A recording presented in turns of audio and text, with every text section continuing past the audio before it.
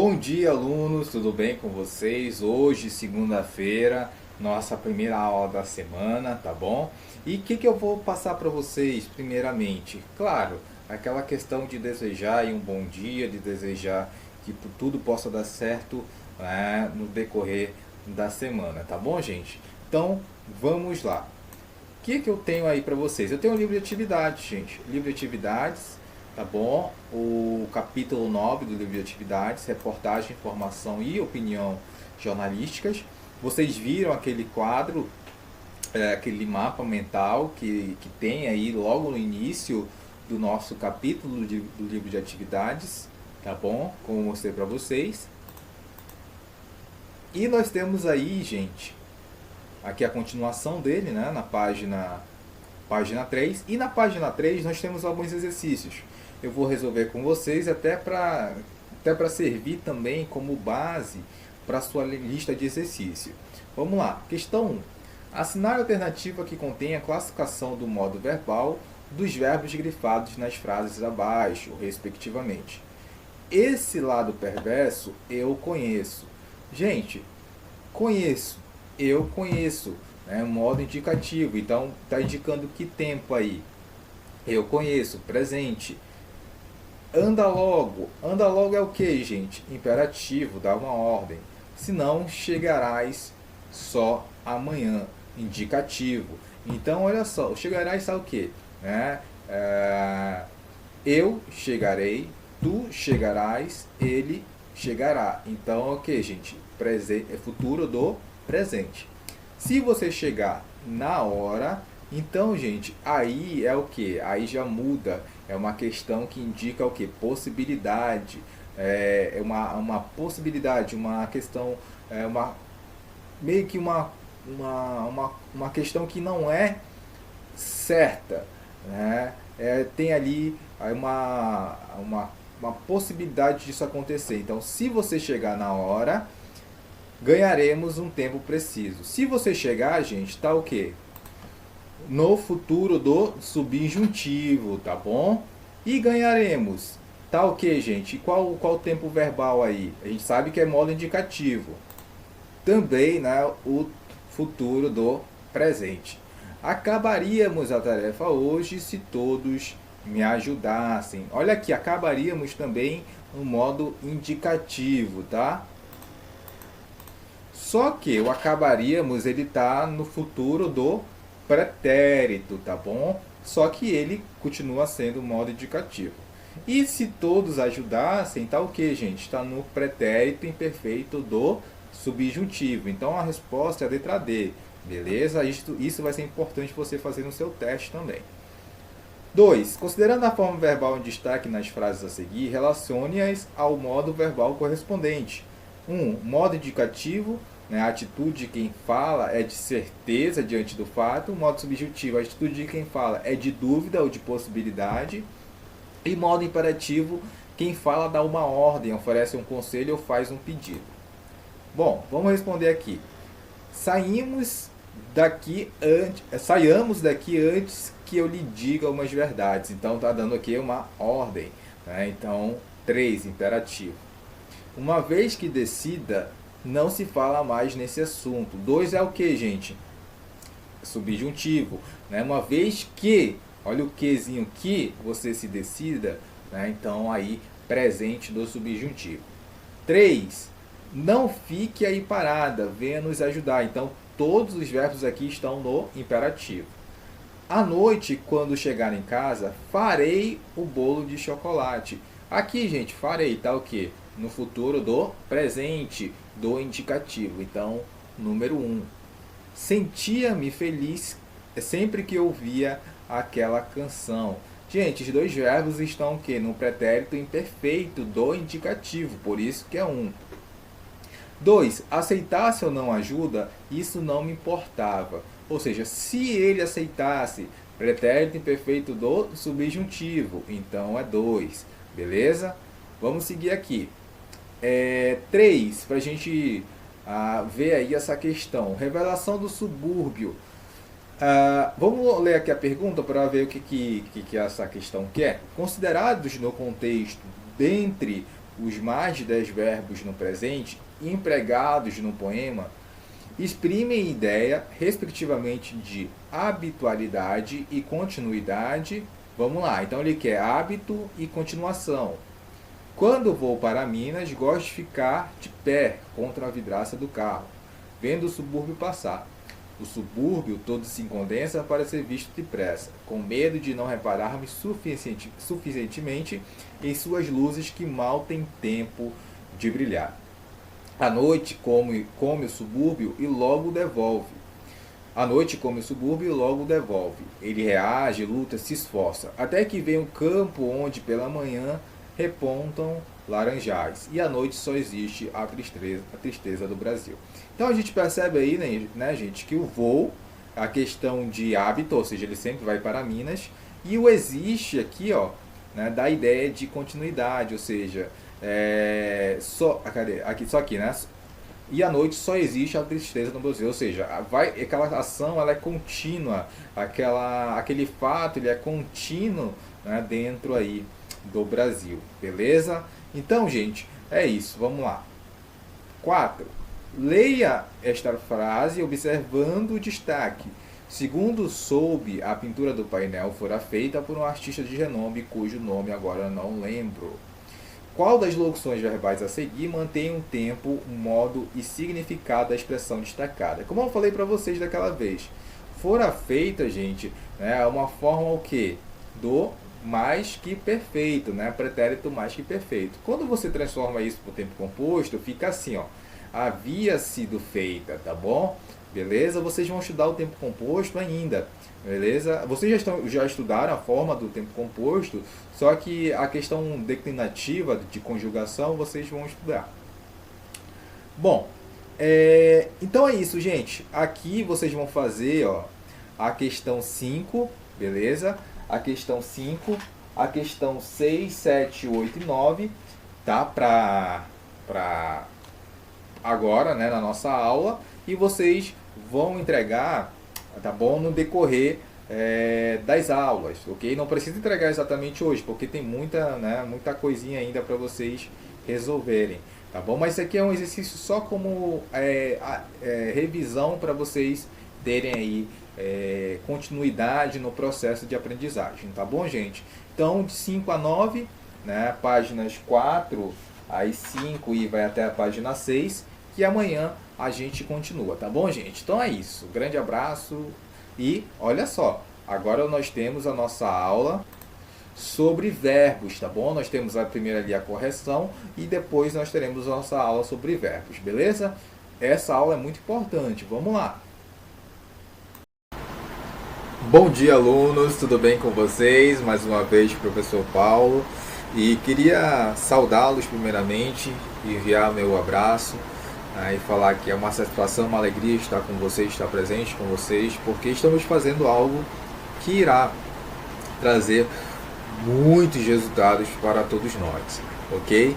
É uma troca, é uma via de mão dupla, ok? Então não fica pesado nem para vocês nem para mim, né? Porque esse conhecimento ele é trocado, certo? Então vamos começar a nossa aula de hoje.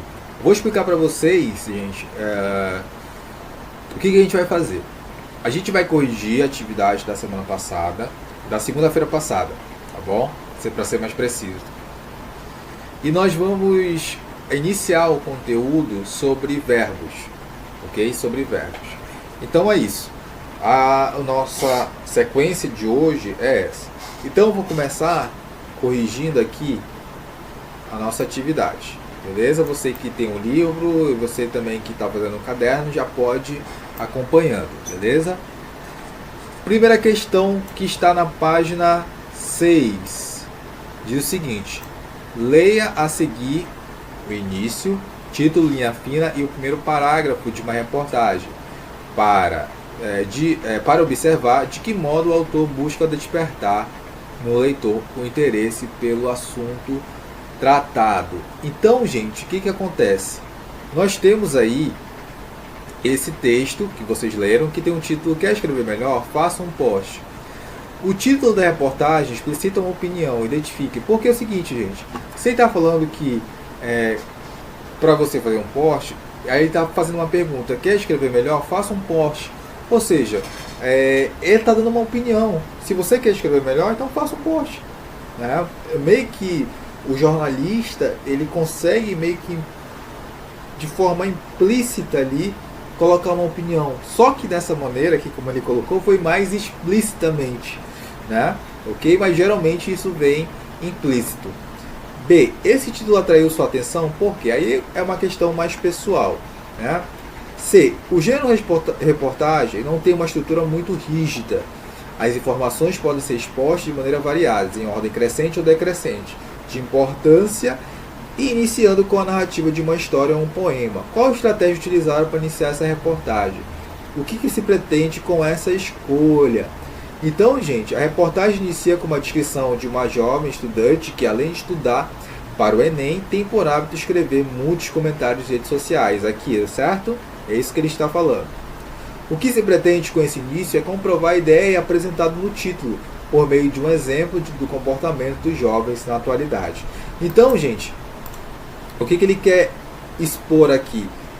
Essa jovem que está estudando, que ela é estudante, mas ao mesmo tempo ela consegue utilizar ali as redes sociais. Isso envolvendo a escrita, tá bom? O que se destaca na descrição das ações da jovem? O contato constante e diário com as mídias digitais, Facebook, Instagram, trocando durante o dia mensagem com os amigos pelo celular e postando os comentários nas redes sociais. Então, olha só, gente. Por mais que a jovem esteja nas mídias sociais, utilizando, mas ela é o que, gente? Ela está estudando. Ela é apresentada como estudiosa, beleza? Então, esse destaque dado às mídias sociais, de que ela fica ali constantemente nas mídias sociais, está envolvido com a questão da escrita, porque é um meio de também estar se estudando, porque ela está escrevendo. E aí, no decorrer da reportagem, ele vai dizendo qual é a vantagem disso e como você deve utilizar as mídias sociais. Vocês viram isso, né? E aqui na página 7, questão 2, aí você tem um trecho para ser lido. E aí a letra A diz assim: no primeiro parágrafo produzido nesta atividade, que característica de Malu está sendo ressaltada? Seu engajamento político. Vocês viram que ela faz parte do Grêmio Estudantil, né? Então ela é descrita como alguém que é preocupada com questões sociais, né? E tem uma postura que visa justamente essa questão da resolução dos problemas. B. Os textos postados por Malu em sua página no Facebook tem o mesmo tipo de registro linguístico dos textos do Facebook? Vocês viram que não, né? Quando ela utiliza a postagem para o Facebook do Grêmio Estudantil, ela escreve de maneira mais formal. Quando é no Facebook pessoal, ela escreve de maneira mais informal. Aí ela não liga tanto, beleza? Então tem uma diferença. Quais são as marcas de formalidade que estão presentes nas postagens? Então, gente, não é que ela vai deixar de usar a informalidade, mas ela tende a utilizar a formalidade no texto do Facebook do Grêmio Estudantil, beleza? Mas a gente consegue encontrar algumas informalidades também nesse Facebook do Grêmio Estudantil. Então, olha só, o uso do vocativo galerinha, né, quando ela chama o pessoal de galerinha, é uma palavra informal, então você tem informalidade aí. A utilização dessa imagem que indica uma pessoa com os braços levantados e o uso da ironia parabéns, né, certo? Então, quando ela utiliza o post ali na sua conta pessoal do Facebook, o uso de desenhos, né, o uso de emoticons, de emojis, a repetição de letra no nome, né, do artista. Aqui, ó, como você vê aqui, cadê na página anterior? Olha aqui, Justin, né? Então aqui, isso daqui é informado para verbos, que está na unidade 9, tá, gente? É depois de notícia, beleza? Então, professor, verbos, o que nós temos aí? Então é o seguinte, gente, o verbo, ok? Nós terminamos a nossa correção e nós vamos para os verbos agora. O verbo é a palavra que expressa ação, estado e fenômeno da natureza, situados no tempo, beleza? Bom, anotem isso daí, essa parte é importantíssima. Flexão dos verbos. Gente, o verbo é uma palavra invariável que ela vai se flexionar em quê? Em pessoa, primeira, segunda e terceira pessoa, em número singular e plural, em modo indicativo, subjuntivo e imperativo, tempo, presente, pretérito e futuro, e voz ativa, passiva e reflexiva. Anota isso daí, tá bom? Que é importantíssimo pra gente, ok? Muito bem. Então, gente, deixa eu só diminuir aqui a bolinha. Então, gente, como a gente viu, o fato expressado pelo verbo, ele vai acontecer no presente, no passado ou no futuro. Só que, presta atenção, existe uma coisa chamada modo verbal. Olha só, o modo verbal, gente, que indica uma certeza, é chamado de modo indicativo. O modo verbal que indica algo que é incerto, que é duvidoso, é chamado de modo subjuntivo. E o modo verbal que dá uma ideia de ordem, um conselho, um pedido, é chamado de modo imperativo. Isso é importantíssimo, tá? Bom, professor, como é que é dividido o tempo verbal? O tempo verbal ele é dividido entre presente e aí, no pretérito, que é a mesma coisa que passado, nós temos uma divisão, beleza? Primeiro nós temos o pretérito perfeito, depois o imperfeito e o mais que perfeito. E dentro do futuro nós temos o futuro do presente e o futuro do pretérito. Professor, eu tenho que pegar meu caderno agora? Tem, tá bom? Tem que pegar. Por quê? Nós vamos observar agora que nós teremos aí, gente, informações importantíssimas que vão constar na prova. Professor, qual é a função do presente do indicativo? Olha só, o presente indicativo tem várias funções. A primeira é, o presente pode ocorrer como valor de pretérito perfeito, indicando um processo já ocorrido no passado, é o chamado presente histórico. Então, olha só a explicação. Em 1500, Cabral chega ao Brasil. Mas, gente, esse chega está no presente. Ele está meio que tomando o sentido do verbo que deveria estar no pretérito perfeito. Olha só, em 1500 Cabral chegou ao Brasil. Deveria ser assim. Só que eu posso utilizar o presente do indicativo no lugar do pretérito perfeito. Isso porque é o presente histórico. Aconteceu lá no passado, mas eu quero dar uma ideia de que isso é atual. Então, eu utilizo o presente do indicativo, entendeu? 2. Pode também ocorrer com o valor de futuro do presente do indicativo para indicar uma decisão enfática. Amanhã eu falo com Jonas. Né? A gente poderia colocar amanhã eu falarei. Olha aqui, ó, futuro do presente. Beleza? Professor, mas como que eu sei que é futuro? O advérbio amanhã projeta a ação no futuro. Beleza? Anota isso daí. Outro item. O presente pode indicar um processo ininterrupto, ou seja, que não tem terminação, ou que costuma acontecer com frequência. O homem nasce, cresce e morre. Quarto item. Pode representar uma verdade universal, ou seja, o que é uma verdade universal? Uma verdade em que ela não é que todo mundo aceita, é uma verdade em que não pode ser refutada. O homem é um ser mortal. E é verdade, não pode ser refutado isso. Né? O homem, uma hora, ele vai, né, morrer. Então, olha só, gente. Aqui o verbo ser está sendo usado no presente. Então, né, corretinho aí. Porque representa uma verdade universal.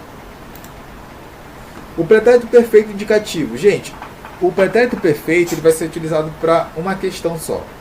Quando a ideia do passado estiver totalmente concluída. Então aqui, ó, a mulher vendeu a casa. Pronto, foi acontecer lá no passado, ela vendeu a casa e acabou lá. Pronto, a ação foi encerrada. O pretérito imperfeito indicativo não, gente. Já tem que tomar um cuidado. Olha só, anota no seu caderno. Primeira questão. Indica um processo passado não totalmente concluído, ou seja, foi interrompido. As crianças cantavam durante o evento, ou seja, elas terminaram de cantar? Não, foi interrompida. Olha só o outro item. O imperfeito pode ocorrer com valor de futuro do pretérito. Se eu tivesse mais coragem, eu reclamava. Né? A gente poderia utilizar o futuro do pretérito. Eu reclamaria, beleza? Emprega-se nos pedidos e solicitações ou denota que duvidamos da realização do fato, ou exprime um desejo feito com modéstia ou com simples propósito. Então olha só, gente, queria viver para o seu filho. É como ele explicava o desejo da vida. Então é como se eu tivesse feito pedindo ou solicitando um desejo com modéstia. Ah, queria viver para o seu filho. Ou então quando eu vou pedir pão, poxa moça, eu queria 6 pães para a viagem. Ou seja, você exprime um desejo, mas sempre com muita modéstia, muita simplicidade. Poxa, eu queria aquilo, queria um presente, queria um abraço. Beleza? É nessa ideia. E por último, pode indicar um processo habitual. Como assim, gente? É um processo que tem os costumes. Então, olha só, os meninos subiam nas árvores cheias de frutos, ou seja, é um processo habitual, eles subiam toda vez nas árvores, beleza? Então, tem essa ideia de hábito, beleza? Vamos lá, vamos passar aqui. E o pretérito mais que perfeito, tá bom? Do indicativo. Olha só, indica um processo passado anterior a outro também passado. Então, gente, olha só, o aluno estivera dias antes com o professor. Então, olha só o que acontece. O aluno, eles estiveram dias antes com o professor. Isso daí, gente, como é que a gente vai poder analisar isso? Ocorre aí 2 situações no passado. Uma de que já teve uma solicitação com o professor e que ele esteve dias antes com o professor. Então são 2 ações no passado. Uma que acontece primeiro e outra que acontece logo após. Mas são 2 ações no passado, 2 ações que já aconteceram, certo? Então o pretérito mais que perfeito, ele vai trazer essas 2 ações no passado. Por isso que ele é um pouquinho mais difícil de entender. Pode ocorrer em orações optativas. O que são orações optativas? Que expressam desejo, tá bom? Então, quem me dera ser rica, né? É uma expressão que exige ali uma questão de desejo, tá bom?